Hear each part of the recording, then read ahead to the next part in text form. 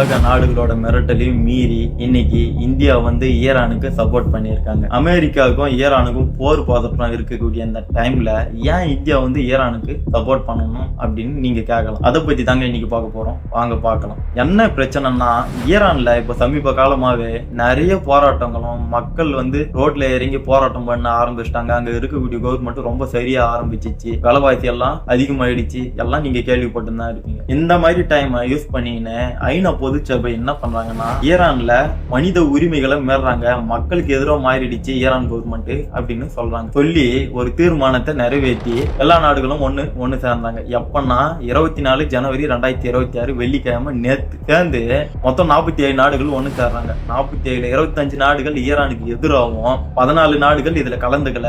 மற்ற நாடுகள் வந்து ஈரானுக்கு சப்போர்ட்டாகவும் ஓட் பண்றாங்க. ஈரானுக்கு சப்போர்ட்டா ஓட் பண்ணதுல இந்தியா ஒரு முக்கியமான ஆள். இந்தியா எப்பயுமே நியூட்ரலா தானே இருப்பாங்க. ஆனா இந்த மாதிரி டைம்ல ஏன் இந்தியா ஓட் பண்ணாங்க அப்படின்னு மேலை நாடுகள் எல்லாம் பயங்கரமா பேச ஆரம்பிச்சிட்டாங்க. நம்மளுக்கும் ஆச்சரியமா இருக்குது. ஏன் தெரியுமா? இந்தியா வந்து ஒரு விஷயத்த சொல்லாம சொல்ல வரேன்.